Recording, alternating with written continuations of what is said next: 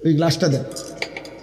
নবী সাল্লাল্লাহু আলাইহি সাল্লাম এরকম গ্লাসে যখন পানি পান করতেন তো 3 ঢোকে মানে 3 নিঃশ্বাসে পানি পান করতেন। প্রতিটা নিঃশ্বাস তিনি এই গ্লাসের ভিতরে ফেলতেন না, বাহিরে নিঃশ্বাস ফেলতেন। লা ইয়াতানাফাসু ফিল ইনা, নবীজি পাত্রে গ্লাসে নিঃশ্বাস ফেলতেন না। আচ্ছা তাহলে এখন আমি কি বুঝলাম? আমি বুঝলাম এটা যে নিঃশ্বাসটা আমি কেমনে ফেলমু এইটা পর্যন্ত আমার রাসূলের সুন্নাত, এখানে পর্যন্ত আমার নবীর অনুসরণ আমার জন্য সুন্নাত, আমার জন্য দরকার। এই জন্য এই ছোট্ট বিষয় একেবারে নিঃশ্বাসটা পর্যন্ত জীবনের সব কিছুর থেকে আল্লাহ নবীর থেকে নিদর্শন নেওয়া, দিক নির্দেশনা নেওয়া, এটা আমাদের দায়িত্ব। তাহলে এই মেরাজের এই ঘটনা আমি তো এক কথায় বললাম, ছোট্ট কথা, আপনারাও শুনছেন, আপনারা জানেনও, আমাদের জন্য শিক্ষা কি, আমরা কি নিলাম? অনেক কথা, আমি শুধু মোটা দাগের 2টা কথা বলতে চাই। 1 নাম্বার কথা হলো আল্লাহ তাআলা নবী সাল্লাল্লাহু আলাইহি সাল্লামকে যেই প্রেক্ষাপটে মেরাজে নিছেন ওই কথাটা বুঝাটা হলো এই, আমাদের প্রিয় নবী সাল্লাল্লাহু আলাইহি সাল্লাম কেন আল্লাহ ওনাকে মেরাজে নিলেন, এত মর্যাদা কেন দিলেন? আমাদের নবী সাল্লাল্লাহু আলাইহি সাল্লাম 40 বছর বয়সে যখন ইসলামের দাওয়াত শুরু করলেন, এই সেদিন থেকে বিরোধিতা শুরু হয়েছে।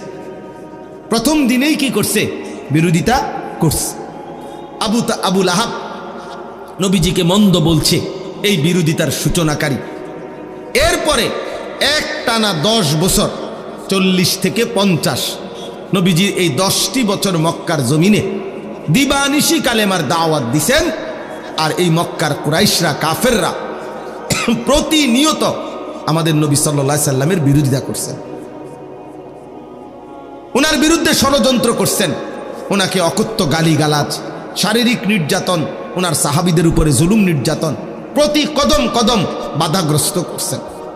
নবী সাল্লাল্লাহু আলাইহি সাল্লাম একদিনের জন্য থামেন নাই। তিনি তার মিশন, আমি সংক্ষেপে বলতেছি, কাজ করে গেছেন। 10ম বছর আইসা, নবুয়তের 10তম বছর, মানে নবীজির বয়স তখন 50। 40 বছর বয়সে শুরু করিলে তো 10 বছর পরে কত? কথা বলেন। এই 50তম বছরে নবীজি সাল্লাল্লাহু আলাইহি সাল্লামের 2 জন আপনজন ইন্তেকাল করছে। একজন হলো চাচা আবু তালেব, আরেকজন হলো নবীজির স্ত্রী আম্মাজান খাদিজা রাদিয়াল্লাহু তাআলা আনহা। এই 2 জনের ইন্তেকালের পরে নবী সাল্লাল্লাহু আলাইহি ওয়াসাল্লামের উপর মক্কার কুরাইশ কাফেরদের জুলুম, নির্যাতন, অত্যাচার আগের চাইতে 10 গুণ বেড়ে গেছে। এইবার আল্লাহর নবী সাল্লাল্লাহু আলাইহি সাল্লাম 11তম বছর, নবীজির বয়স তখন 51। এই 11তম বছরের শেষে আল্লাহর নবী সাল্লাল্লাহু আলাইহি সাল্লাম পার্শ্ববর্তী তায়েফ, এই তায়েফে গেছেন। নবীজির পালক পুত্র যায়েদ ইবনে হারেসা রাদিয়াল্লাহু তাআলা আনহুকে সাথে নিয়ে তায়েফে গেছেন কালেমার দাওয়াত দিতে। এখানে বেশি কষ্ট হচ্ছে, বেশি বিরোধিতা করতেছে, এই জন্য ভাবলেন তায়েফে গিয়ে দেখি। তায়েফে আল্লাহর নবী সাল্লাল্লাহু আলাইহি সাল্লাম লম্বা সময় কালেমার দাওয়াত দিছেন, কিন্তু বিনিময়ে একটি লোকও তায়েফের কালেমা গ্রহণ করেনি, বরং প্রত্যেকে দূর দূর করে নবী সাল্লাল্লাহু আলাইহি সাল্লামকে তাড়ায় দিছে। নাউযুবিল্লাহ। শেষ পর্যন্ত তায়েফের সর্দাররা তাদের বাচ্চা কাচ্চাদেরকে লাগায় দিছে। নাউযুবিল্লাহ, এই লোকটা পাগল, যত পারো পাথর মেরে তারে আমাদের তায়েফের সীমানার থেকে বের করে দাও। ছেলেরা অঝরে পাথর মারছে। পাথর মারতে মারতে আল্লাহর নবী সাল্লাল্লাহু আলাইহি সাল্লাম পাথরের আঘাতে রক্তাক্ত হয়ে তায়েফের ময়দান থেকে বের হয়ে গেছেন। তায়েফের সীমানার থেকে যখন বের হইছে, এত বেশি পাথরের আঘাত, আল্লাহর কসম বাপ, আল্লাহর নবী সাল্লাল্লাহু আলাইহি সাল্লাম, হযরত যায়েদ বলেন, নবীজির পবিত্র জুতা মুবারক এবং পায়ের তালু রক্তে জমাট বাইদা এভাবে আটকায় গেছে যে আমি জুতা খুলতে পারতেছিলাম না। হযরত যায়েদ বলেন, আমি আমার শরীরের মধ্যে নবীকে জড়ায়া ধইরা নবীজির রক্ত মুবারক আমার গায়ে মাখতে লাগলাম, আর আমি চোখের পানি ফেলতেছিলাম যে ইয়া রাসূলুল্লাহ, ওই জাতির কি হবে যে জাতি তাদের নবীকে এইভাবে রক্ত ঝরিয়েছে, এইভাবে রক্ত ঝরিয়েছে। আল্লাহর নবী সাল্লাল্লাহু আলাইহি সাল্লাম এই রক্ত মাখা দেহ নিয়ে তায়েফের সীমানা থেকে বের হয়ে নাখলা একটি জায়গায়, একটি খেজুর এবং আঙ্গুরের বাগানে আশ্রয় নিছে।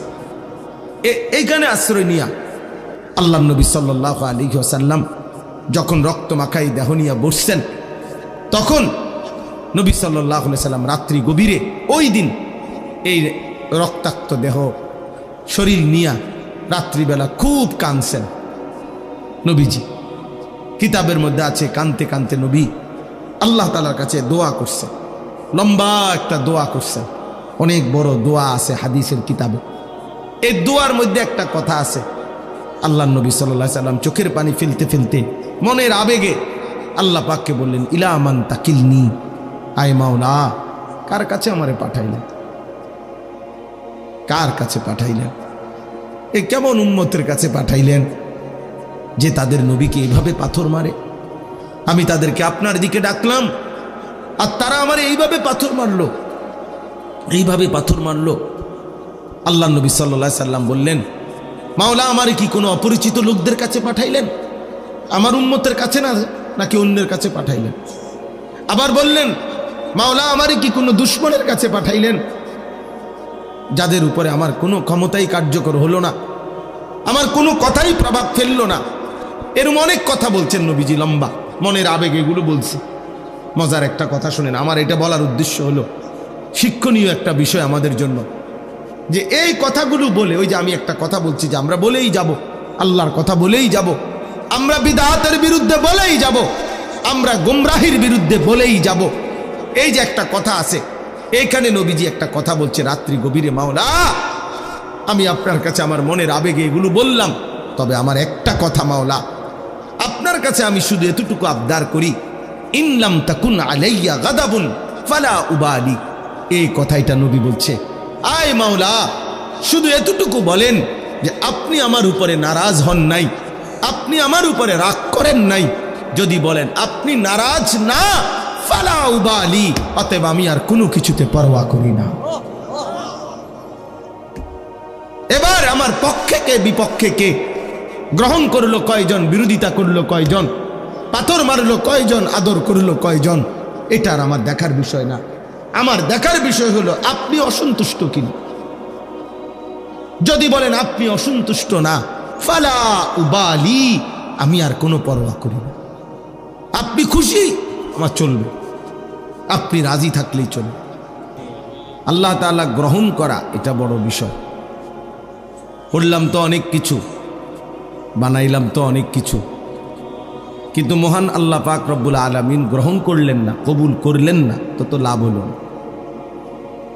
এই জন্য কোরআনুল কারীমের মধ্যে আছে হযরত ইব্রাহিম আলাইহিস সালাম এবং তার ছেলে ইসমাইল, ওনারা দুইজনে মিলে আল্লাহর হুকুমে কাবা ঘর, আল্লাহর ঘর কাবা যখন পুনর্নির্মাণ করলেন, ওয়া ইদ ইয়ারফাউ ইব্রাহিমুল কাওয়াইদা মিনাল বাইতি ওয়া ইসমাইল, আল্লাহ তাআলা নিজেই সেটা বর্ণনা করছেন। ইব্রাহিম এবং ইসমাইল আল্লাহর ঘর কাবা পুনরায় তৈরি করলেন আল্লাহরই হুকুমে। সমস্ত কার্যক্রমটা আল্লাহর হুকুমে, আল্লাহ পাক দিক নির্দেশনা দিয়েছেন। জিব্রাইলের উপস্থিতিতে কাবা ঘর পুনর্নির্মাণ করছেন। তো এরপরে যখন কাজটা শেষ হয়েছে, আল্লাহর ঘর নির্মাণ, তখন কোরআনে আছে যে ইব্রাহিম আলাইহিস সালাম আল্লাহ তাআলার কাছে দোয়া করছে। এই দোয়ার মধ্যে বলছেন, রব্বানা তাকাব্বাল মিন্না ইন্নাকা আনতাস সামিউল আলিম। এই কথাটা বলতে চাচ্ছি। ইব্রাহিম আলাইহিস সালাম বললেন, আল্লাহ আপনি আমাদের এই খেদমতটুকু কবুল করে নেন। রব্বানা তাকাব্বাল মিন্না, আপনি কবুল করে নেন। এই যে কথাইটা, এটা হলো বড় বিষয় যে আল্লাহ আপনি আমাদের এই আপনার ঘর নির্মাণের এত বড় মহান খেদমত। তো খেদমত তো অনেক বড়, ঠিক আছে বুঝলাম, কিন্তু আপনি গ্রহণ করলেন কিনা সেটা হলো দেখার বিষয়। এই জন্য আল্লাহর কাছে আলাদাভাবে দোয়া চাইছে, আল্লাহ আমাদের এই খেদমতটুকু তাকাব্বাল, আপনি গ্রহণ করে নেন, আপনি গ্রহণ করে নেন। এই জন্য আমরা প্রত্যেকেই নিজেদের সমস্ত নেক আমলের ক্ষেত্রে আল্লাহ তাআলার কাছে দোয়া করা বেশি বেশি, যে আল্লাহ আপনি গ্রহণ করেন, আপনি কবুল করে নেন। এটা মুমিনের জন্য, ইমানদারের জন্য বড় বেশি জরুরি। খুব বেশি পরিচিতি অপরিচিতি এটা কোনো বিষয় না। কাউরে কেউ অনেক মানুষ চিনে, কাউরে কম মানুষ চিনে, এর মধ্যে আহামরি তেমন কিচ্ছু আসে যায় না। একজন মনে করেন 10,000 মানুষের সামনে বয়ান করলো, আরেকজন 10 জনের সামনে, কোনোটাই সফলতা ব্যর্থতার কিছু নেই। 10,000 শ্রোতা হইলে উনি সফল, 10 জন হলে উনি ব্যর্থ, এমন কিছু না। কোরআন সুন্নাহ ইসলামের দৃষ্টিতে এটা কোনো বিষয় না। ইসলামের দৃষ্টিতে মূল বিষয় হলো আল্লাহ তাআলা গ্রহণ করা, আল্লাহ তাআলা কবুল করা। 10,000 মানুষ 10 লাখ মানুষের সামনে বলল, কিন্তু মহান আল্লাহ পাক কবুল করলেন না, তো কোনো লাভ নেই। আবার 10 জনকে বলছে, একজনকে বলছে, আল্লাহ তাআলা গ্রহণ করে নিয়েছেন, সেটা বহুতই দামি, সেটা বহুতই উঁচা খেদমত। এই জন্য পরিচিতি অপরিচিতি জনপ্রিয়তা এগুলো কোনো বিষয় না, বিষয় হলো আল্লাহ তাআলা গ্রহণ করা। কোরআন শরীফে মনে করেন 25 জন নবী রাসূলের নাম আছে, 25 জন। কতজন? তো নবী রাসূল কি মোট 25 জন? তো বাকিদের নাম কি? পৃথিবীর অন্যান্য কিতাবের মধ্যেও এই নবীদের নাম নাই, আরও নাই তো শতখানিক মিলাইলেও কষ্ট হবে। সব মিলাইয়া 100-200 নবীর নাম খুঁজে বের করা কঠিন হবে। তো মনে করেন 100 নাহলে 200-300 পাইল নাম, তো নবী রাসূল কি 300? তো 1,24,000, 2,24,000 নবী রাসূল, কিংবা তার চাইতে বেশি কম হতে পারে।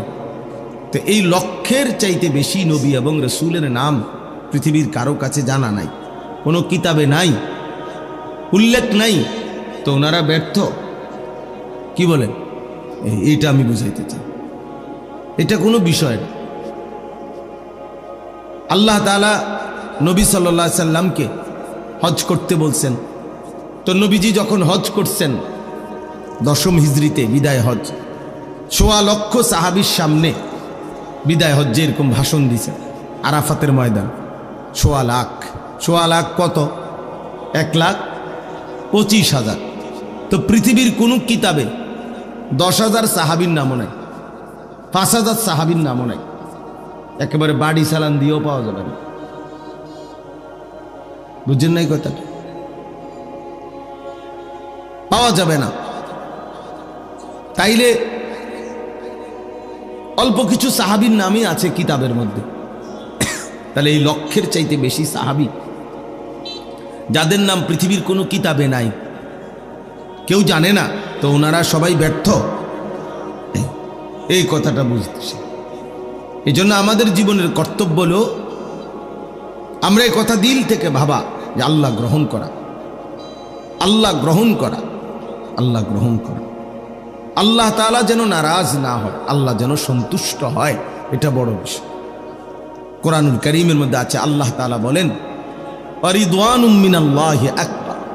ভাই, যে কোনো লোক ঢুকতে যদি সবাই তাকায়, আপনারা যারা দেখতেছেন, তো এটা তো আপনি শেষ হইতো না। মনে করেন একজন একজন করে লোক ঢুকবো, আপনি চাইয়া থাকবেন, তো তাইলে লাভ হইল কি? তো একবারে রাস্তার যাইয়া দেখেন, যারা এখান থেকে কষ্ট করে দেখতে রাস্তা, ওই লোকগুলা, আপনাদের তো কষ্ট হচ্ছে, আপনারা কষ্ট করে উঠে রোডে গিয়া চান কেডা কেডা, তাহলে ভালো বুঝবে।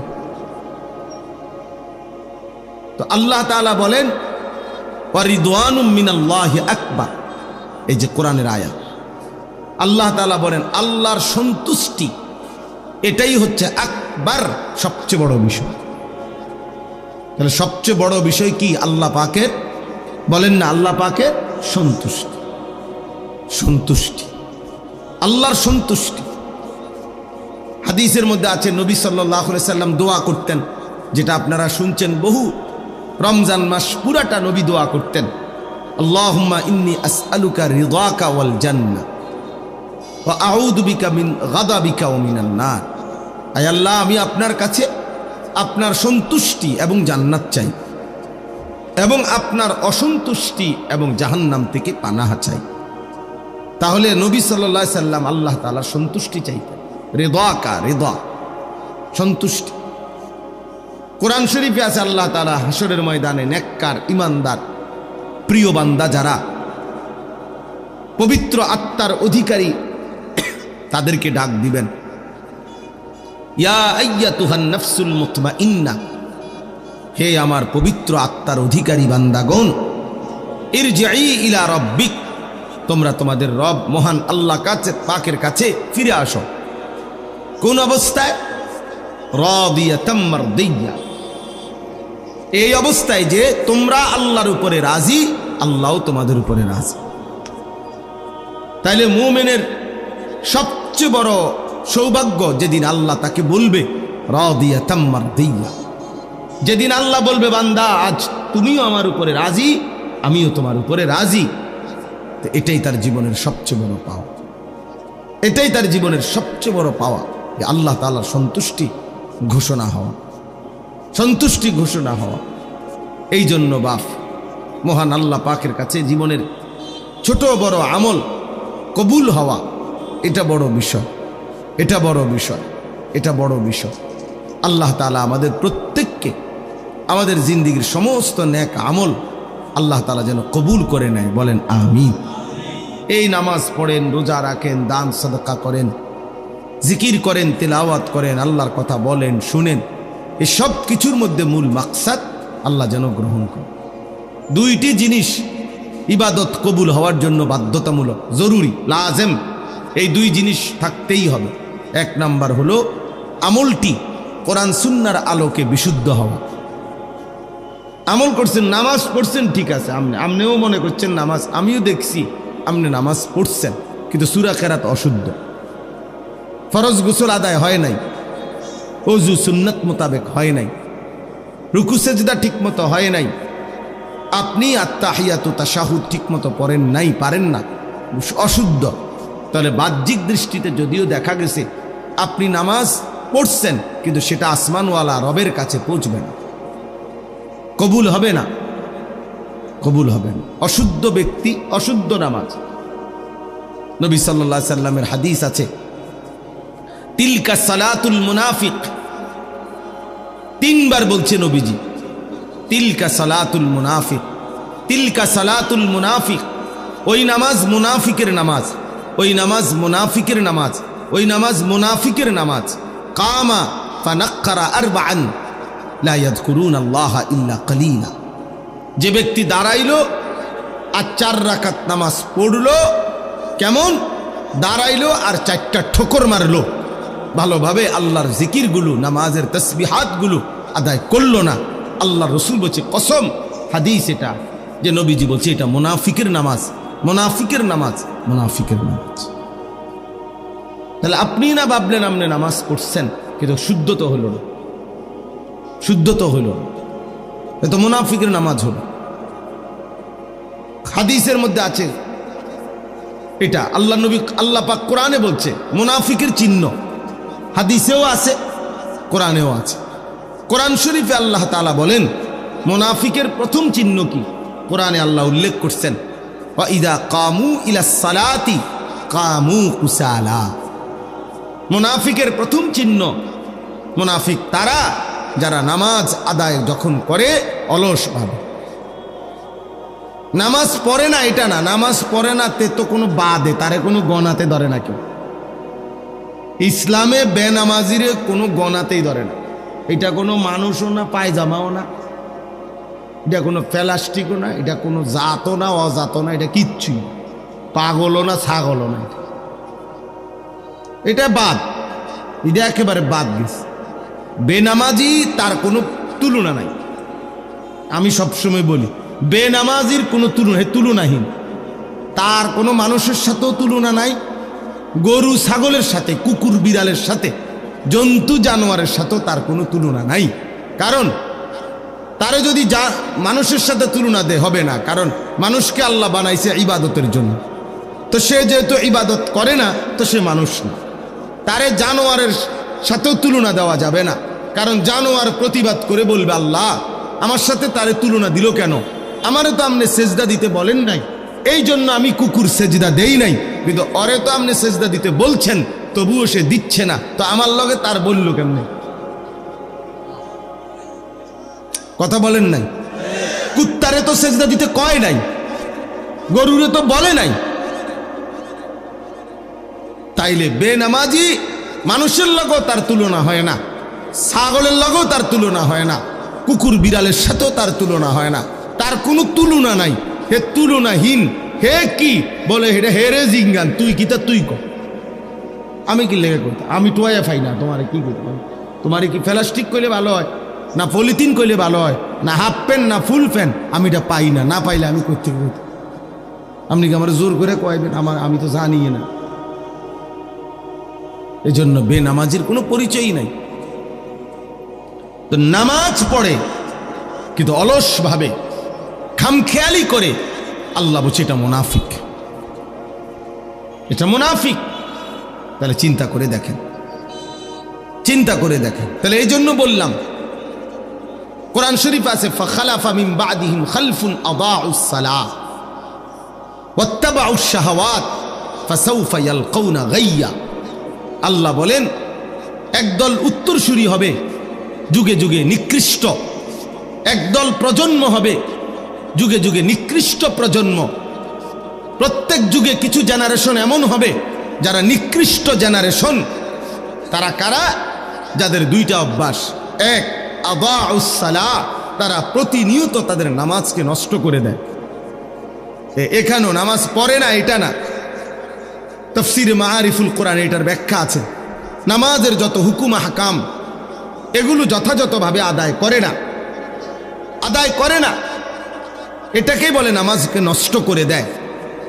ওয়াত্তাবাউশ শাহাওয়াত, এবং নিজের মনের ইচ্ছা মতো চাহিদা মতো চলে, নিজের মনে যা চায়, শাহওয়াত মনের কামনা বাসনা, মনের ইচ্ছা আকাঙ্ক্ষাকেই শুধু অনুসরণ করে। আল্লাহ বলেন এমন নিকৃষ্ট প্রজন্ম, প্রত্যেক যুগের এই নিকৃষ্ট মানুষগুলোকে আমি আল্লাহ জাহান্নামের সবচেয়ে নিকৃষ্ট গর্ত, সবচেয়ে বেশি আযাবের গর্তের নাম হলো গাই। এই গাই নামক গুহার মধ্যে, গর্তের মধ্যে জাহান্নামে তারে ছুঁড়ে মারবে। ফাসাউফা ইয়ালকাউনা গাইয়া। তাইলে আল্লাহ তাআলা বলছেন বাপ যে নামাজ নষ্ট করে, সুন্দরভাবে নামাজ পড়ে না, সে নিকৃষ্ট জেনারেশন।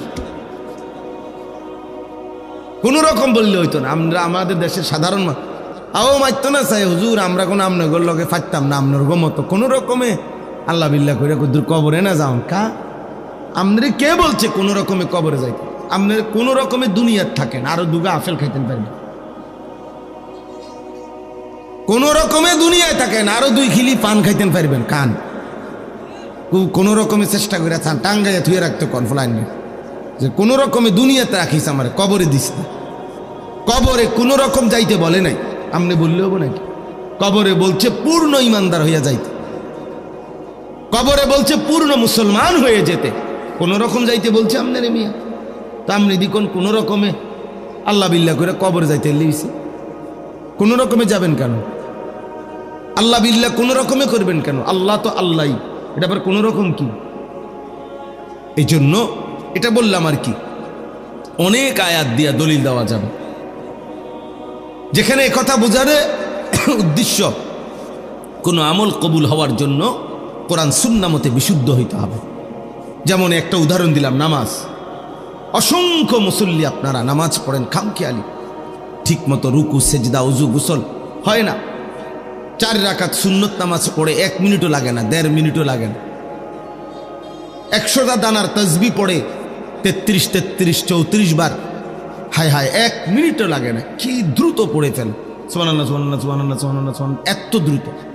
এগুলো এমন করেন কেন? আপনি কি কোনো কামে যাবেন না চুরিত যাবেন? আপনার সমস্যা কি? এরকম করার কি আছে? বয়স্কদের এই বদভ্যাস বেশি। নওজোয়ান তো তাসবিহ পড়েই না, আর বয়স্ক যেগুলা পড়ে এরা এরকম করে শুধু, মানে 1 মিনিটের মধ্যে এটারে মনে করে যত দ্রুত শেষ করতে পারবো তত নেকি। না না, যত আস্তে, যত যত্ন করে, যত শুদ্ধ করে, যত ধীরে ধীরে পড়বে তত নেকি বেশি। কোরআন হাদিসে আছে কিয়ামতের দিন, এই ভাই এই লাইট এটা নেবেন, এই লাইট, এই বেটা অপদার্থ কথা। এই আল্লাহ তাআলা বলেন, হাদিসে আছে আল্লাহ তাআলা বলবেন কিয়ামতের দিন, ইকরা ওয়ারাত্তিল ইকরা ওয়ারতাকি ইউকালু লিসাহিবিল কোরআন।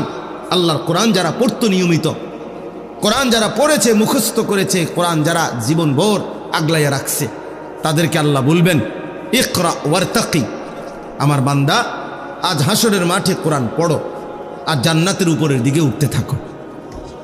তবে ওয়ারাত্তিল কামা কুনতা তুরাত্তিলু ফিদ দুনিয়া, এভাবে পড়ো ধীরে ধীরে, তার তিলের সাথে, যেভাবে তুমি দুনিয়াতে আস্তে আস্তে ধীরে ধীরে সুন্দর করে পড়েছিলে আমারে খুশি করার জন্য, আজ এভাবে পড়ো। তো হাসরের ময়দানেও আল্লাহ চাইবেন কোরআন আস্তে পড়ো, যত্ন করে পড়ো, তার তিলের সাথে পড়ো। আপনি দিলে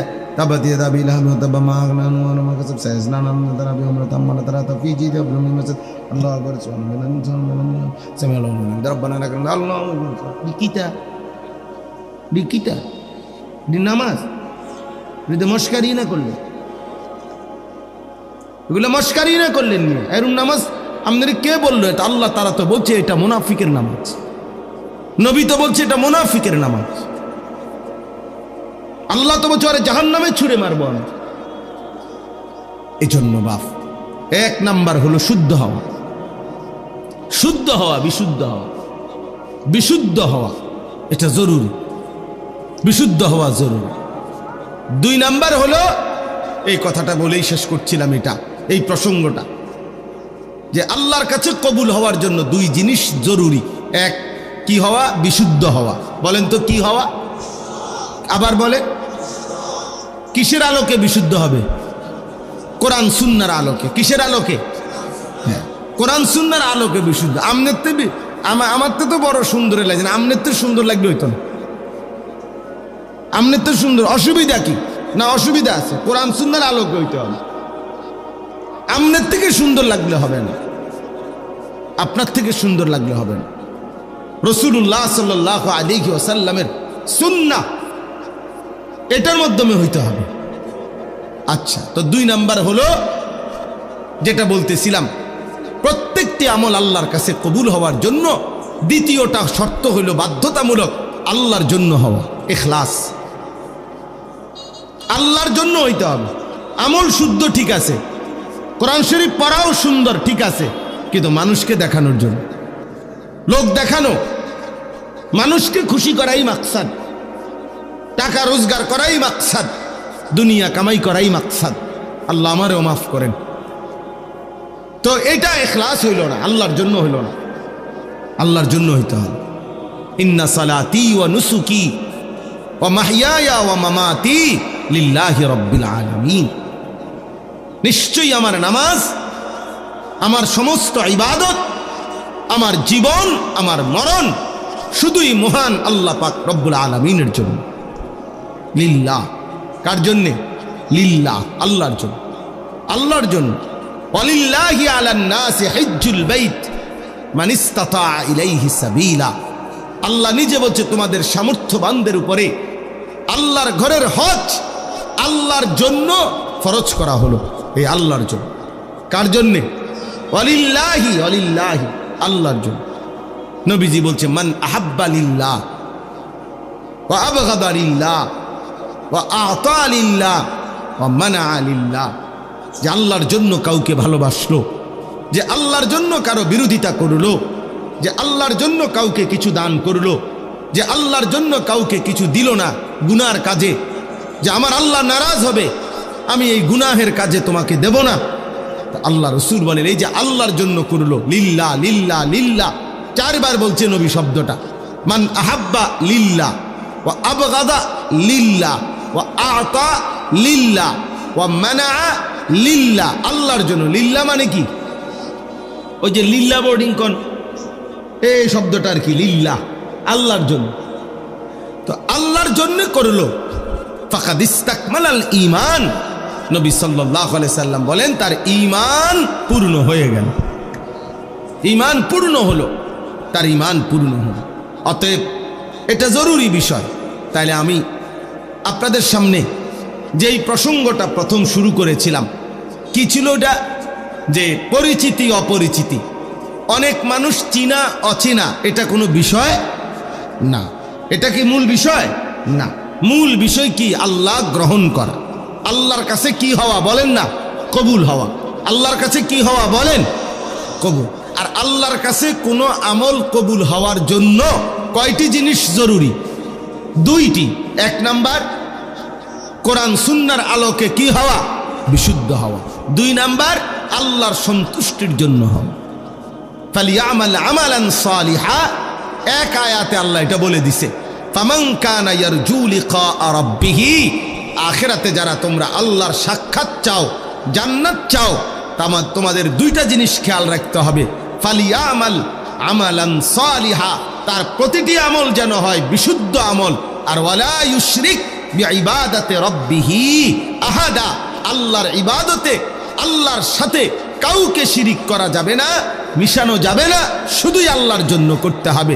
আল্লাহ বলেন এই দুই জিনিস ঠিক করে আইবা। এক, বিশুদ্ধ আমল। দুই, আমি আল্লাহর জন্যই শুধু আমল। তাহলে আমি আল্লাহ আমার দিদার জান্নাতে তোমাকে দান করব, আমি তোমাকে আমার সাক্ষাৎ দেব, আমি তোমাকে আমার সাক্ষাৎ দেব, তুমি আমাকে দেখবা। ইলা রব্বিহা নাদিরা, আল্লাহ কোরআনে বলছে বান্দা দুই চোখে আমি আল্লাহকে সচক্ষে দেখবে। সুবহানাল্লাহ, আল্লাহকে দেখবে। এই জন্য বাপ আমরা আমাদের আমল দেখেন, আমাদের কওমি উলামায়ে কেরাম, আপনাদেরকে বুঝার জন্য বলি বাবা, ঝগড়ার জন্য না। আমাদের এই কওমি মাদ্রাসার আলেমরা যুগ যুগ ধরে আমাদের এটা নীতি, আমরা কুফরের বিরুদ্ধে, শিরিকের বিরুদ্ধে, বিদআতের বিরুদ্ধে আমরা দিবানিশি বলি। আমাদের পূর্বপুরুষরাও বলেছেন, আমাদের আগে আমরাও বলি। আমরা বিশ্বাস করি যে কোরআন সুন্নাহর খিলাফ কোনো কাজ আখিরাতে কাঙ্ক্ষিত কোনো ফলাফল আনবে না, ফলাফল আনবে না। যত সুন্দরে লাগো, একের মানুষের ডুইলে ফেরা যাক, মানুষের একের কাইন্দা গইরে এলাক, শিক্ষার যোগ মানুষ বলে যে না, মানুষ একের শিক্ষারে মাথা আলগি দিয়ে লাইছে বা রাস্তা আলগি দিয়ে লাইছে, না, শিক্ষার দিলে হইতো না, মানুষ গইরাইলে হবে না, কোরআন সুন্নাহ মতো হইতে হবে, কোরআন সুন্নাহ মতো হইতে হবে। এইটা আমরা বলি। এই জন্য আমরা অসংখ্য বিষয়ের ক্ষেত্রে আমরা এটা বলি যে এটা শিরিক। আমরা অনেক আমলের ব্যাপারে বলি যে এটা বিদআত, আর তখনই আমরা গালি শুনতে হয়। কিন্তু আমাদেরও সিদ্ধান্ত এটা, আমার কিছু করার নাই। আপনি আমারে গাইলান নইলে কইনান, কিন্তু আমাকে তো বলতেই হবে। এটা আমাদের ইলমের জিম্মাদারি, এটা আমাদের ইলমের আমানত। কিছুই করার নাই আমাদের। বিশ্বাস করেন আসলেই কোনো উপায় নাই, কোনো উপায় নেই। যেটা সুন্নাত না, যেটা রাসূলুল্লাহ সাল্লাল্লাহু আলাইহি ওয়াসাল্লামের তরিকা না, যেটা সাহাবায়ে কেরামের তরিকা না, আমরা এটা বেদাত বলেই যাব।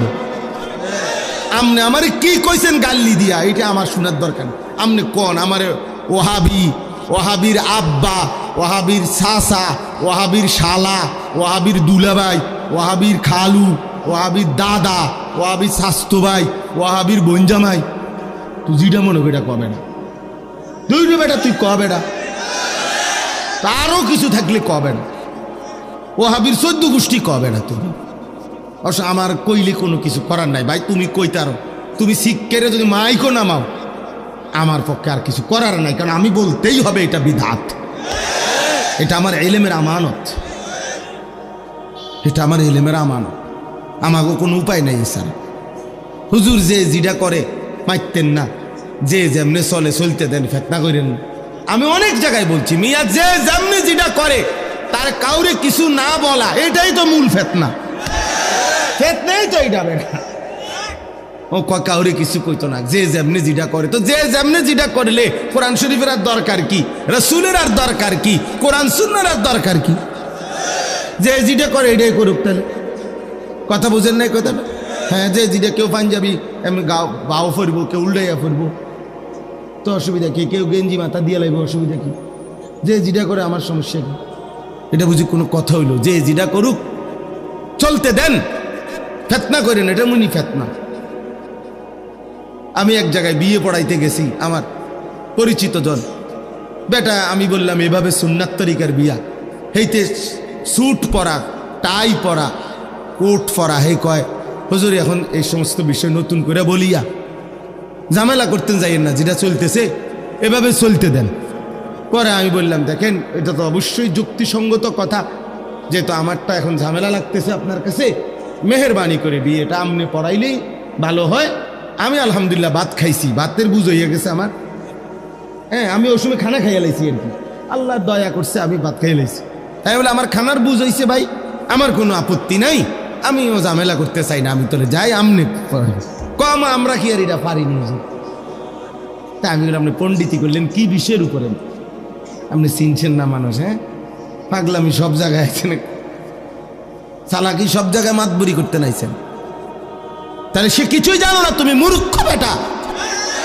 তুমি বলতে আসো যেটা চলতে সেটা চলতে দেন, তো এটা নি ঠিক নাকি কোরআন সুন্নাহ পেশ করা এটা সঠিক? এই জন্য এটা জরুরি বিষয়। আমরা উলামায়ে দেওবন্দ আমাদের এলেমের আমানত মনে করি। আমাদের পূর্বপুরুষরাও অসংখ্য মানুষের যতজন যতভাবে বিরোধিতা করছে, আমাদের আসলাফ ও আকাবির কোনো দিন পরোয়া করে নাই। নতুন আমাদের বর্তমান উলামা ওনারাও পরোয়া করে না। আগামীতেও আমাদের সন্তানরা ইনশাআল্লাহ অন্যায়ের বিরুদ্ধে, কুফরের বিরুদ্ধে, শিরিকের বিরুদ্ধে, বিদআতের বিরুদ্ধে আমরা বলেই যাব, বলেই যাব, বলেই যাব, বলেই যাব ইনশাআল্লাহ। ঘরের শত্রু যদি, ঘরের কেউ যদি দুশ্মনী করে, ইসলাম বিরোধী করে, আমরা তার বিরুদ্ধেও বলি, বাইরের কেউ করলো তার বিরুদ্ধে বলি। আমরা এই জন্য আমরা কাউকে উলামায়ে দেওবন্দ কোন ভ্রান্ত, কোন গোমরাহকে ছাড়ে না। এটা উলামায়ে দেওবন্দের আজীবনের রক্তে মেশা বৈশিষ্ট্য। এই জন্য আমরা সাদ নামের ওই ভণ্ডকেও ছাড়ি নাই আমরা। সে আমাদের কওমি মাদ্রাসার লেবাস ধরে, দেওবন্দি পোশাকের লেবাস ধরে, দেওবন্দি ধারার মধ্যে উলামায়ে কেরাম থেকে বিচ্ছিন্ন করার জন্য গোমরা, এই গোমরা ব্যক্তিটা সাদ নামের দিল্লির এই গোমরা ভ্রান্ত ব্যক্তিটা তার কিছু অনুসারী দিয়ে উম্মতের মধ্যে বিভ্রান্তি ছড়াচ্ছে, আলেমদের থেকে উম্মতকে বিচ্যুত করার চেষ্টা করছে। আলহামদুলিল্লাহ উলামায়ে দেওবন্দের ইলমের আমানত এটা, ঐতিহ্য এটা, আমরা তার বিরুদ্ধে প্রতিবাদের সাথে বলেই যাচ্ছি, বলেই যাব ইনশাআল্লাহ। এটা আমরা বলবই। সাদ ভণ্ড, সাদ ভণ্ড, সে উম্মতকে ধোঁকা দিচ্ছে, জাতিকে ধোঁকা দিচ্ছে। অতএব এটা আমাদের আমানত, আমরা এছাড়া আমাদের কোনো বিকল্প সুরত নাই। ইয়ানফুনা আনহু তাহরিফ আল গালিন ওয়া ইনতিহাল আল মুবতিলিন ওয়া তা'উযিল আল জাহিলিন। রাসূল তিনটা দায়িত্ব দিয়ে গেছেন নবী সাল্লাল্লাহু আলাইহি সাল্লাম, যাকে আল্লাহ তাআলা ইলম দান করছেন, কোরআন সুন্নাহর এই ইলমের জিম্মাদারি তিনটা নবী বলে গেছেন। এক নাম্বার, গালিন মানে সীমা লঙ্ঘনকারীরা, ইসলামের মধ্যে যে কোনো বিচ্যুতি করবে, আল্লাহ তাআলা নবী বলছেন প্রত্যেক যুগের উলামায়ে কেরাম এই সীমা লঙ্ঘনকারীদের দ্বীনের মধ্যে যত তাহরিফ, যত বিচ্যুতি, গুমরাহি কথাবার্তা তা দূর করবে, উম্মতকে সতর্ক করবে। দুই নাম্বার, ওয়ান্তিহাল আল মুবতিলিন, যত বাতিল যখনই যত চক্রান্ত করবে, এই বাতিলের চক্রান্ত উম্মতের কাছে তুলে ধরবে, ধরায় দিবে, এটা উলামায়ে কেরামের দায়িত্ব। ওয়া তা'যিল আল জাহিলিন, অজ্ঞ মূর্খদের ভুল ব্যাখ্যা উম্মতকে সচেতন করে দিবে, এই ভুল ব্যাখ্যার বিরুদ্ধে, এটা উলামায়ে কেরামের দায়িত্ব, এটা দায়িত্ব। আমার একজনে বলল যে হুজুর জুমার খুতবা, হ্যাঁ আপনার মুসল্লিরা বোঝে না, এই জন্য জুমার নামাজের খুতবাটা পুরাটা বাংলায় পড়া উচিত। অনেক পণ্ডিতরা চালুও করছে অনেক জায়গায়, পুরা খুতবা বাংলা বাংলা বলে, অর্থাৎ ওই যে দাঁড়াইয়া যে দুটা খুতবা পড়ে এইটাই বাংলা পড়তে হবে, এটা বোঝে না বেশি। তা আমি বললাম যে এটা কি ইনসাফের কথা হইল নি, যে বাংলা আরবিটা বোঝে না এই জন্য বাংলায় খুতবা পড়তে হবে কেন? বরং আপনি এর উল্টোটা প্রচার করেন, আপনি যেটা উল্টা করলেন এটা না, বরং উম্মত যেন খুতবা শুনতে তার আরবি লাগেই, তাহলে উম্মতের প্রতিটা মুসলমানকে আরবি শিখার প্রতি আরো আগের চাইতে 100 গুণ বেশি উৎসাহিত করেন। কথা বোঝেন নাই? এটা না আপনি কইবেন মি, আপনি এমনি এমনি না কইবেন, এমনি কনকা হেইতে এটা বোঝে না দেখে বাংলা করতে কি লেগা, না বাংলা করবো কি লেগা, তুই আরবি শিখবি বেটা, আরবি শিখবে বেটা, কানাডা যাইতে কানাডার ভাষা শিখা যায়, চায়না গেলে চায়নার ভাষা শিখতে পারে, জাপানি ভাষার প্রশিক্ষণ বাংলাদেশে সেন্টার আছে, চাইনিজ ভাষা শিক্ষার বাংলাদেশে সেন্টার আছে, কানাডার ভাষা শিক্ষার সেন্টার আছে, ইংরেজি স্পোকেনের শিক্ষার ট্রেনিংয়ের সেন্টার আছে, IELTS সব কিছু, ইউরোপের ইংরেজি শিখবার জন্য, ব্রিটিশ উচ্চারণ ইংলিশ শিখার জন্য হাজার হাজার প্রতিষ্ঠান আছে। তাহলে দুনিয়ার প্রয়োজনে, চাকরির জন্য, টাকা রোজগারের জন্য যদি ভিন্ন ভাষা শিখা যায়, আসমানের জন্য, আখিরাতের জন্য, জান্নাতের জন্য, পরকালের মুক্তির জন্য আরবি ভাষা শিখবা না কেন? বলে কেন শিখবা না? তুমি বুঝো না তো, না বুঝতে শিখো, না বুঝতে শিখো, তুমি অসুবিধা কি? এই জন্য দয়া করে কথাটা লম্বা করলাম, আপনাদের কাছে এটা বুঝাইতে চাই, আপনারা মেহেরবানি করে সুন্নাতের উপরে, কোরআনের উপরে, আল্লাহর দ্বীনের উপরে, ওলামায়ে কেরামের সুস্পষ্ট সঠিক দিক নির্দেশনার উপরেই চলবেন, থাকবেন। বলেন ইনশাআল্লাহ। বিদআতকে ঘৃণা করবেন, সুন্নাতকে আঁকড়ায় ধরবেন। বলেন ইনশাআল্লাহ, বলেন ইনশাআল্লাহ। আমরা সুন্নাতকে উম্মতের কাছে পেশ করি এবং আলহামদুলিল্লাহ আমরা সুন্নাতের ওলামায়ে কেরাম কওমি মাদ্রাসায় যুগ যুগ ধরে সুন্নাতকে আঁকড়ায় ধরে। বলে আশ্চর্য, কয় আমল থাকলে কি হইব, নবীর প্রেম নেই। ওমা এইটা কোন ধরনের কথা? ভাত খাইলে কি হইব, ফ্যাট ভরে নাই। দেবো যেটা কত হইলো, ভাত খাইলে কিলে ফ্যাট ভরতো না কেন? আমল করে, নবীর বলে প্রেম নাই। তো নবীর একেবারে স্পষ্ট করে দিছে।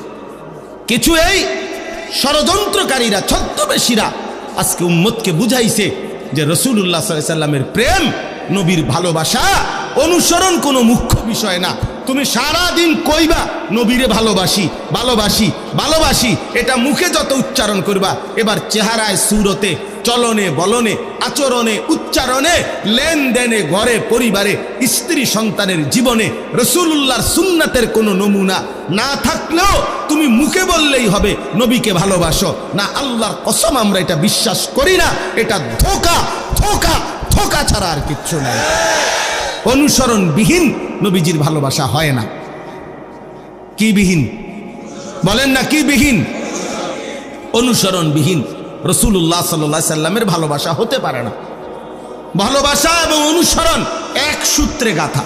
এই কাগজ, এই কাগজের এই পিঠ, 4 কালার, এত কিছু নাম লেখা, এই পিঠেতে কিচ্ছু নাই, এটা হালাই দেন।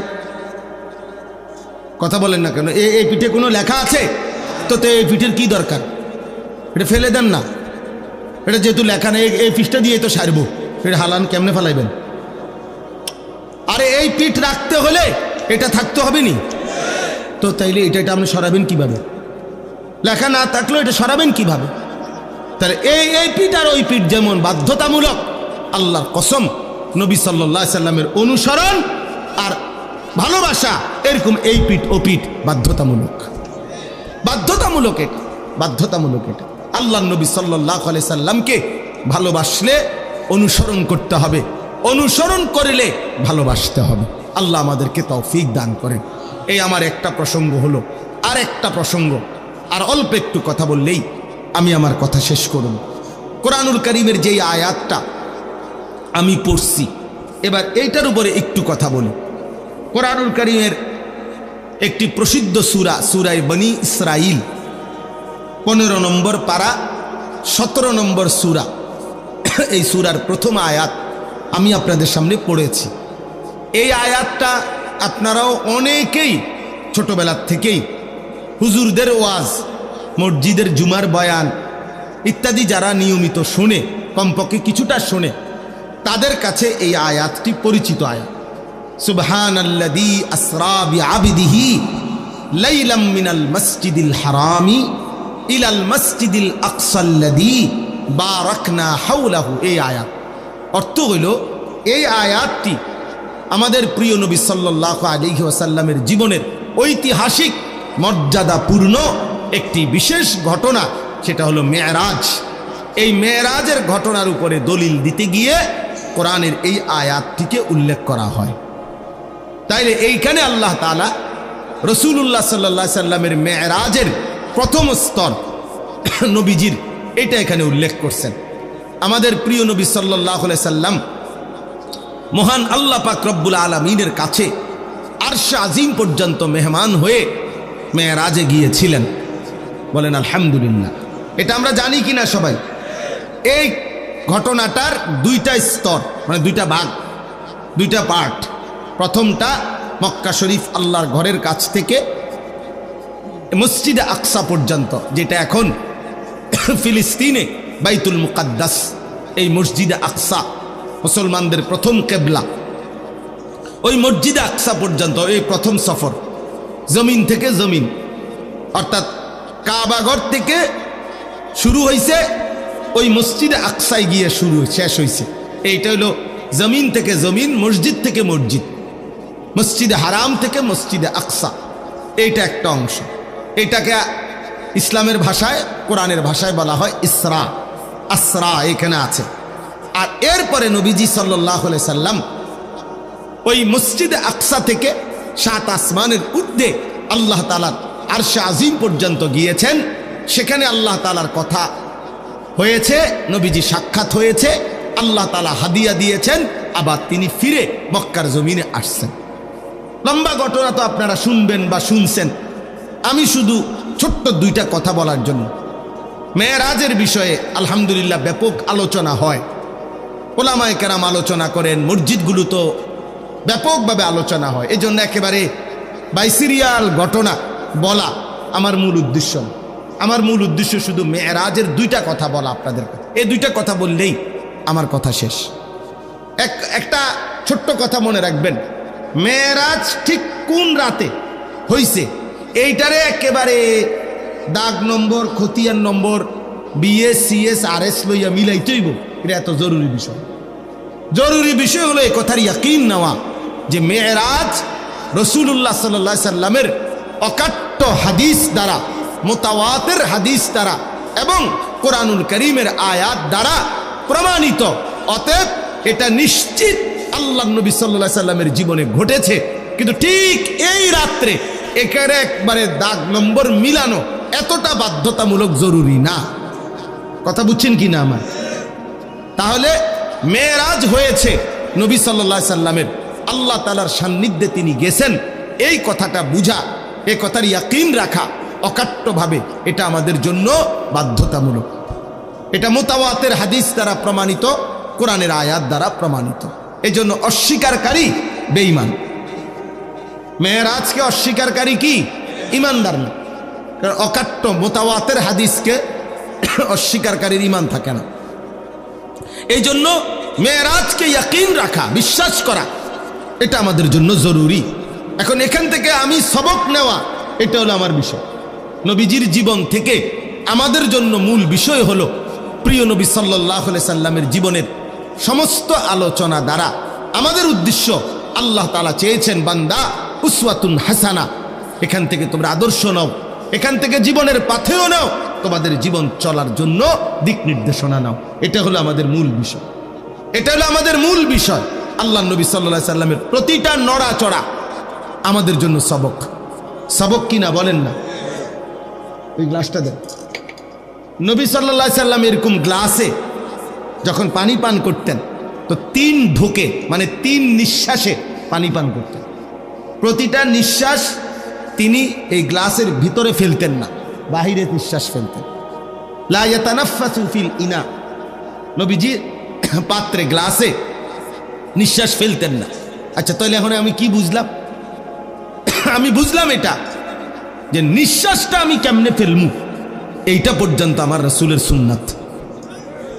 এখানে পর্যন্ত আমার নবীর অনুসরণ আমার জন্য সুন্নাত, আমার জন্য দরকার। এই জন্য এই ছোট্ট বিষয়, একেবারে নিঃশ্বাসটা পর্যন্ত জীবনের সব কিছুর থেকে আল্লাহ নবীর থেকে নিদর্শন নেওয়া, দিক নির্দেশনা নেওয়া, এটা আমাদের দায়িত্ব। তাহলে এই মেরাজের এই ঘটনা, আমি তো এক কথায় বললাম, ছোট্ট কথা, আপনারাও শুনছেন, আপনারা জানেনও। আমাদের জন্য শিক্ষা কি, আমরা কি নিলাম? অনেক কথা। আমি শুধু মোটা দাগের 2টা কথা বলতে চাই।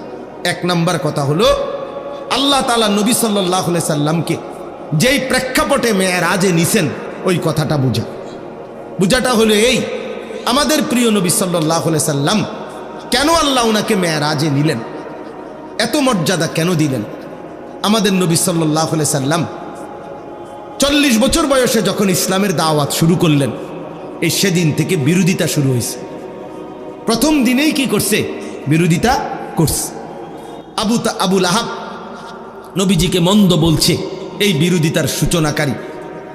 এরপরে একটানা 10 বছর, 40 থেকে 50, নবীজির এই 10টি বছর মক্কার জমিনে দিবানিশি কালেমার দাওয়াত দিছেন। আর এই মক্কার কুরাইশরা, কাফেররা প্রতিনিয়ত আমাদের নবী সাল্লাল্লাহু আলাইহি সাল্লামের বিরোধিতা করছেন, ওনার বিরুদ্ধে ষড়যন্ত্র করছেন, ওনাকে অকথ্য গালিগালাজ, শারীরিক নির্যাতন, ওনার সাহাবীদের উপরে জুলুম নির্যাতন প্রতি কদম কদম বাধাগ্রস্ত করছেন। নবী সাল্লাল্লাহু আলাইহি সাল্লাম একদিনের জন্য থামেন নাই। তিনি তার মিশন, আমি সংক্ষেপে বলতেছি, কাজ করে গেছেন। 10ম বছর আইসা, নবুয়তের 10তম বছর, মানে নবীজির বয়স তখন 50। 40 বছর বয়সে শুরু করিলে তো 10 বছর পরে কত? কথা বলেন। এই 50তম বছরে নবীজি সাল্লাল্লাহু আলাইহি সাল্লামের 2 জন আপনজন ইন্তেকাল করছে। একজন হলো চাচা আবু তালেব, আরেকজন হলো নবীজির স্ত্রী আম্মাজান খাদিজা রাদিয়াল্লাহু তাআলা আনহা। এই 2 জনের ইন্তেকালের পরে নবী সাল্লাল্লাহু আলাইহি ওয়াসাল্লামের উপর মক্কার কুরাইশ কাফেরদের জুলুম, নির্যাতন, অত্যাচার আগের চাইতে 10 গুণ বেড়ে গেছে। এইবার আল্লাহর নবী সাল্লাল্লাহু আলাইহি সাল্লাম 11তম বছর, নবীজির বয়স তখন 51। এই 11তম বছরের শেষে আল্লাহর নবী সাল্লাল্লাহু আলাইহি সাল্লাম পার্শ্ববর্তী তায়েফ, এই তায়েফে গেছেন। নবীজির পালক পুত্র যায়েদ ইবনে হারেসা রাদিয়াল্লাহু তাআলা আনহুকে সাথে নিয়ে তায়েফে গেছেন কালেমার দাওয়াত দিতে। এখানে বেশি কষ্ট হচ্ছে, বেশি বিরোধিতা করতেছে, এই জন্য ভাবলেন তায়েফে গিয়ে দেখি। তায়েফে আল্লাহর নবী সাল্লাল্লাহু আলাইহি সাল্লাম লম্বা সময় কালেমার দাওয়াত দিছেন, কিন্তু বিনিময়ে একটি লোকও তায়েফের কালেমা গ্রহণ করেনি, বরং প্রত্যেকে দূর দূর করে নবী সাল্লাল্লাহু আলাইহি সাল্লামকে তাড়ায় দিছে। নাউযুবিল্লাহ। শেষ পর্যন্ত তায়েফের সর্দাররা তাদের বাচ্চা কাচ্চাদেরকে লাগায় দিছে। নাউযুবিল্লাহ, এই লোকটা পাগল, যত পারো পাথর মেরে তারে আমাদের তায়েফের সীমানার থেকে বের করে দাও। ছেলেরা অজরে পাথর মারছে। পাথর মারতে মারতে আল্লাহর নবী সাল্লাল্লাহু আলাইহি সাল্লাম পাথরের আঘাতে রক্তাক্ত হয়ে তায়েফের ময়দান থেকে বের হয়ে গেছেন। তায়েফের সীমানার থেকে যখন বের হইছে, এত বেশি পাথরের আঘাত, আল্লাহর কসম বাফ, আল্লাহর নবী সাল্লাল্লাহু আলাইহি সাল্লাম, হযরত যায়েদ বলেন, নবীজির পবিত্র জুতা মুবারক এবং পায়ের তালু রক্তে জমাট বাইদা এভাবে আটকায় গেছে যে আমি জুতা খুলতে পারতেছিলাম না। হযরত যায়েদ বলেন, আমি আমার শরীরের মধ্যে নবীকে জড়ায়া ধইরা নবীজির রক্ত মুবারক আমার গায়ে মাখতে লাগলাম, আর আমি চোখের পানি ফেলতেছিলাম যে ইয়া রাসূলুল্লাহ, ওই জাতির কি হবে যে জাতি তাদের নবীকে এইভাবে রক্ত ঝরিয়েছে, এইভাবে রক্ত ঝরিয়েছে। আল্লাহর নবী সাল্লাল্লাহু আলাইহি সাল্লাম এই রক্ত মাখা দেহ নিয়ে তায়েফের সীমানার থেকে বের হয়ে নাখলা একটি জায়গায়, একটি খেজুর এবং আঙ্গুরের বাগানে আশ্রয় নিছে। এইখানে আশ্রয় নিয়া আল্লাহর নবী সাল্লাল্লাহু আলাইহি ওয়াসাল্লাম যখন রক্ত মাখাই দেহ নিয়ে বসছেন, তখন নবী সাল্লাল্লাহু আলাইহি সাল্লাম রাত্রি গভীরে ওই দিন এই রক্তাক্ত দেহ শরীর নিয়া রাত্রিবেলা খুব কাঁদছেন নবীজি। কিতাবের মধ্যে আছে, কানতে কানতে নবী আল্লাহ তাআলার কাছে দোয়া করছে, লম্বা একটা দোয়া করছেন। অনেক বড় দোয়া আছে হাদিসের কিতাবে। এই দোয়ার মধ্যে একটা কথা আছে, আল্লাহর নবী সাল্লাল্লাহু আলাইহি সাল্লাম চোখের পানি ফেলতে ফেলতে মনের আবেগে আল্লাহ পাককে বললেন, ইলা মান তাকিলনি, আয় মাওলা, কার কাছে আমারে পাঠাইলেন, কার কাছে পাঠাইলেন? এ কেমন উম্মতের কাছে পাঠাইলেন যে তাদের নবীকে এইভাবে পাথর মারে? আমি তাদেরকে আপনার দিকে ডাকলাম আর তারা আমারে এইভাবে পাথর মারলো, এইভাবে পাথর মারলো। আল্লাহ নবী সাল্লাল্লাহু আলাইহি সাল্লাম বললেন, মাওলা, আমারে কি কোনো অপরিচিত লোকদের কাছে পাঠাইলেন, আমার উম্মতের কাছে না, নাকি অন্যের কাছে পাঠাইলেন? আবার বললেন, মাওলা, আমারে কি কোনো দুশমনের কাছে পাঠাইলেন, যাদের উপরে আমার কোনো ক্ষমতাই কার্যকর হলো না, আমার কোনো কথাই প্রভাব ফেললো না? এরকম অনেক কথা বলছেন নবীজি, লম্বা মনের আবেগ এগুলো বলছে। মজার একটা কথা শুনেন, আমার এটা বলার উদ্দেশ্য হলো শিক্ষণীয় একটা বিষয় আমাদের জন্য, যে এই কথাগুলো বলে, ওই যে আমি একটা কথা বলছি যে আমরা বলেই যাব, আল্লাহর কথা বলেই যাব, আমরা বিদআতের বিরুদ্ধে বলেই যাব, আমরা গুমরাহির বিরুদ্ধে বলেই যাব। এই যে একটা কথা আছে, এইখানে নবীজি একটা কথা বলছে রাত্রি গভীরে, মাওলা আমি আপনার কাছে আমার মনের আবেগে এগুলো বললাম, তবে আমার একটা কথা মাওলা, আপনার কাছে আমি শুধু এতটুকু আবদার করি, ইনলাম তাকুন আলাইয়া গাদাবুন ফালা উবালি। এই কথাইটা নবী বলছে, আয় মাওলা শুধু এতটুকু বলেন যে আপনি আমার উপরে নারাজ হন নাই, আপনি আমার উপরে রাগ করেন নাই। যদি বলেন আপনি নারাজ না, ফালা উবালি, অতএব আমি আর কোনো কিছুতে পরোয়া করি না। এবার আমার পক্ষে কে বিপক্ষে কে, গ্রহণ করলো কয়জন, বিরোধিতা করলো কয়জন, পাথর মারলো কয়জন, আদর করলো কয়জন, এটা আর আমার দেখার বিষয় না। আমার দেখার বিষয় হলো আপনি অসন্তুষ্ট কিনা।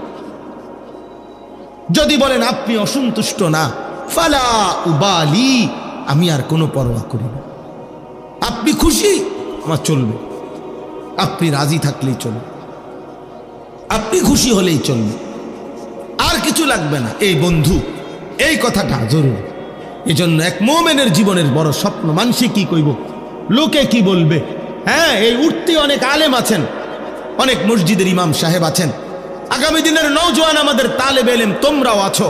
তোমাদের কাছে অনুরোধ বন্ধু, কোনোভাবেই অন্যায়ের সাথে, জুলুমের সাথে, বাতিলের সাথে, গোমরা কোনো ফেরকার সাথে, বিদআতের সাথে, কুসংস্কারের সাথে কোনোভাবে ইমানদারের আপোষ হইতে পারে না।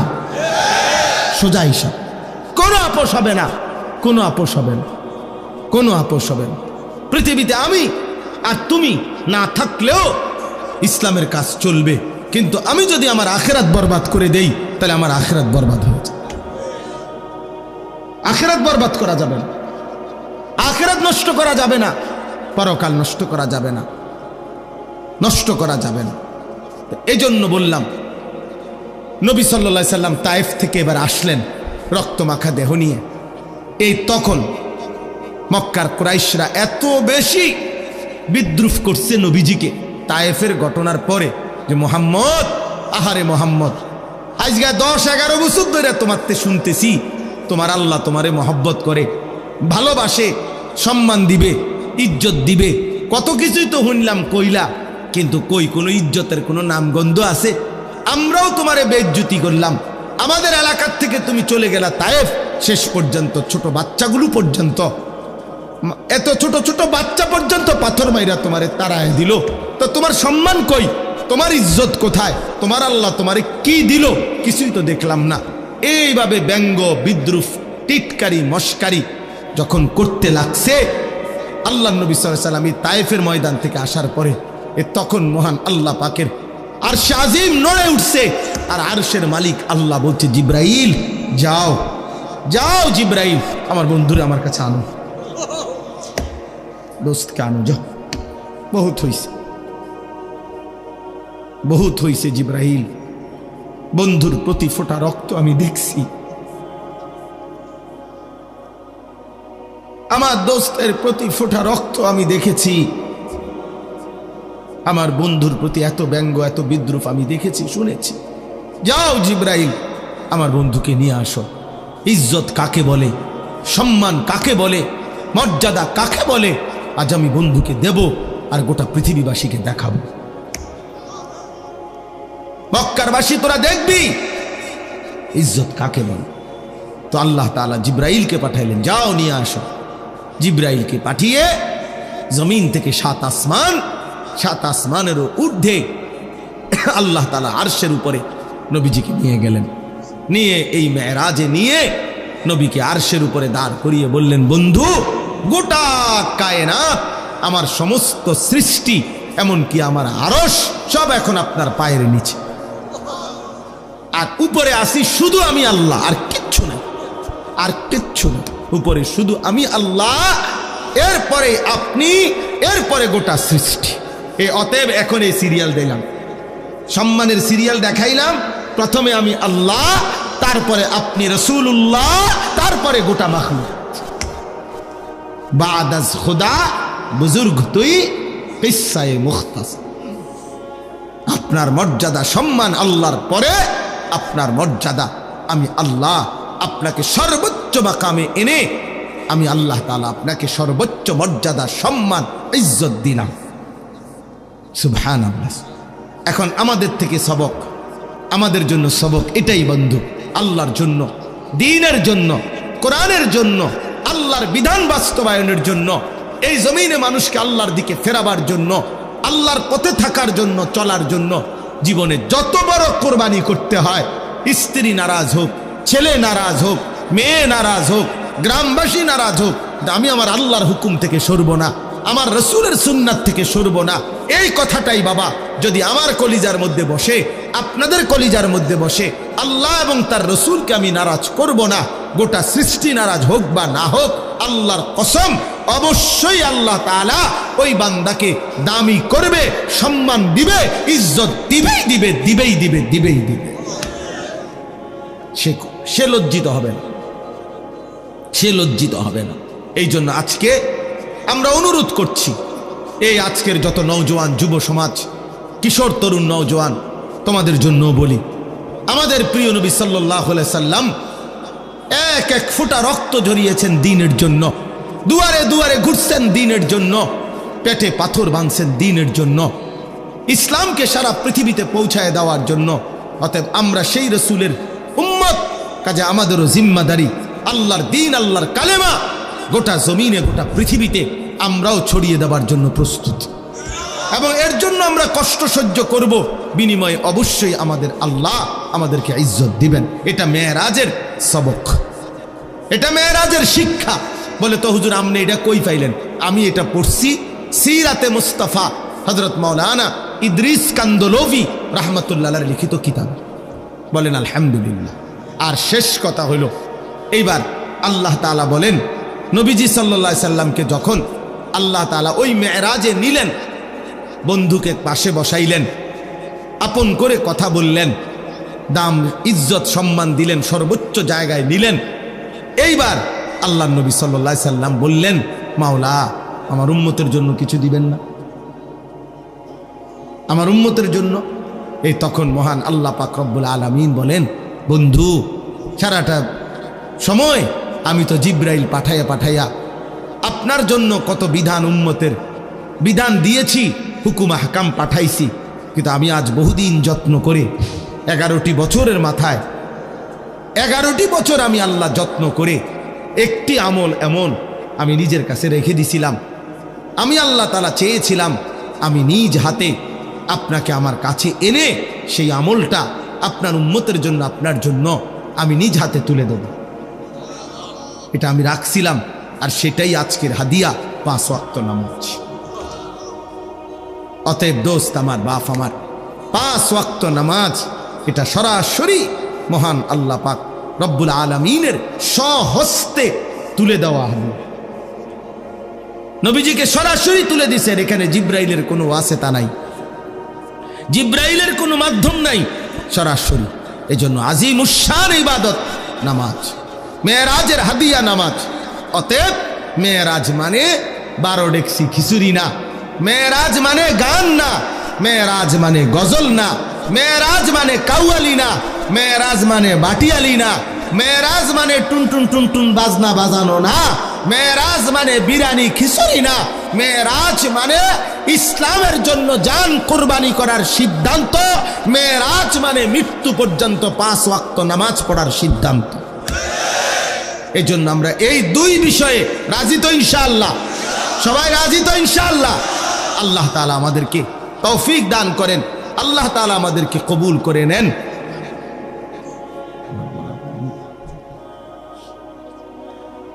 আমরা প্রত্যেকেই এটা ইনসাফের সাথে আমাদের এটা ভাবা উচিত। আমরা ইনশাআল্লাহ এই 2 আমল, আরো বিভিন্ন দিক আছে মেরাজের, আমি 2টা বললাম আপনাদের কাছে। একটা হলো আল্লাহর জন্য জান কুরবানি করে দ্বীনের কাজ করা, বিনিময়ে আল্লাহ সম্মানিত করবেন, ইজ্জত দেবেন। আর দ্বিতীয়টা হলো 5 ওয়াক্ত নামাজকে জীবনের তরে আগলায়া রাখা। বলেন ইনশাআল্লাহ? বলেন ইনশাআল্লাহ? আমার হুজুর আপনাদের একটা ছোট্ট আবদার আমরাও করি, আমরাও বলি আপনাদের কাছে, হুরুয়া ইব্রাহিমিয়া মাদ্রাসা আপনাদের প্রিয় মাদ্রাসা, দিলের মাদ্রাসা। আপনারাও জানেন, সবাই ভালোবাসেন, আমরাও জানি, মহব্বত করেন। এতটা মানুষ আপনারা জমে সুন্দর করে মহব্বতের সাথে বসছেন। আপনাদের কাছে আমার বিনীত অনুরোধ, মাদ্রাসার চারতলার যে কাজ চলতেছে, সব সময় আপনারা দান করেন, আমরা জানি। মাদ্রাসায় আপনাদের দানে, আপনাদের ভালোবাসাতেই, আপনাদের সহযোগিতাতেই মাদ্রাসাগুলো ধীরে ধীরে আগাচ্ছে। আজকেও আমি অনুরোধ করি এই মোবারক মাহফিলে মাদ্রাসার এই চারতলার জন্য সিমেন্ট রড সহ এই কার্যক্রমের জন্য আপনাদের একটু সহযোগিতা আমিও চাই। দয়া করে আপনারা প্রত্যেকেই মহব্বতের সাথে, একটু ইনসাফের সাথে মাদ্রাসার এই কাজে শরিক হওয়ার জন্য এখন যদি দাঁড়ান, বলেন যে ইনশাআল্লাহ হুজুর আমি রড দেব, অথবা সিমেন্ট দেব 10 বস্তা 5 বস্তা, অথবা নগদ টাকা দিবেন, অথবা পরে দিবেন, একটু মহব্বত করে যদি 2 মিনিট 5টা মিনিট বলেন, ইনশাআল্লাহ বরকত হবে। আল্লাহর জন্য খরচ করলে কোনো দিনও বান্দার এটা কমে না, এটা একেবারে পরীক্ষিত, এটা কোরআন শরীফের আয়াত। আল্লাহ বলছেন আমি সাদাকা বৃদ্ধি করে থাকি, ওয়ুরবিস সাদাকাত, আমি আল্লাহ তাআলা সাদাকা বৃদ্ধি করে থাকি। অতএব আল্লাহর জন্য দান সাদকায় আপনি ঠকবেন না। মেহেরবানি করে ভাই, আল্লাহর ওয়াস্তে, আল্লাহর জন্যই চাইছি, আখিরাতের জন্য আপনারা মহব্বত করে দেন। হযরত মাওলানা কারি আহমদুল্লাহ সাহেব দামাত বারাকাতুহুল আলিয়া, হুজুর আমার সরাসরি উস্তাদ, ঢাকা মালিবাগ চৌধুরীপাড়া মাদ্রাসায় আমি হুজুরের কাছে পড়েছি। এই হিসাবে প্রতি বছরই আমরা এই মাদ্রাসায় যথাসম্ভব আসার চেষ্টা করি। মাদ্রাসার সাথে আমাদের হৃদয়ের সম্পর্ক, আর্থিক সম্পর্ক আছে। অসংখ্য অগণিত বুজুর্গ আল্লাহওয়ালা আরেফদের আগমন ঘটে এই মাদ্রাসায়, এবং বিশেষ করে এই বার্ষিক মাহফিল। আমি আজকেও বলতেছিলাম, একেবারে কোনো রকম লৌকিকতা ছাড়াই আমার একটা দিলের কথা হলো, আমার সাথে মাওলানা জোবায়ের ভাই ছিল গাড়িতে। আমি বলতেছিলাম হুরুয়ার পোস্টারটাই আমার কাছে আলাদা সুন্দর লাগে, মানে পুরা পোস্টারটাই মাহফিলের অনেক সুন্দর সাজানো, ওটা দেখলেই চিনা যায়। ক্যান্টনমেন্ট পোস্টার আমি প্রথম যেদিন দেখছি ওই দিনে আমি গাড়িতে বললাম যে এটা হুরুয়া মাদ্রাসার পোস্টার, ওই যে লাগাইছে। এই জন্য আলহামদুলিল্লাহ এই মাহফিলটিকে বাস্তবায়ন করতে গিয়ে এলাকাবাসী, মহল্লার সমস্ত লোকজন, ওলামায়ে কেরাম, সাধারণ মানুষ, তালিবে ইলম, সবাই যথেষ্ট আন্তরিকতা নিয়ে এই মাহফিলটাকে সাজিয়ে থাকে। এবং ওলামায়ে কেরাম যারা বয়ান করতে আসেন, দেশ বিখ্যাত ওলামায়ে কেরাম সব সময় এই মাহফিলে বয়ান করেন। তা আমরা বিশেষভাবে দোয়া করি আল্লাহ তাআলা যেন এই মাদ্রাসা, এই মাহফিল, কোরআনের এই বাগান কিয়ামত পর্যন্ত কায়েম করে দেন।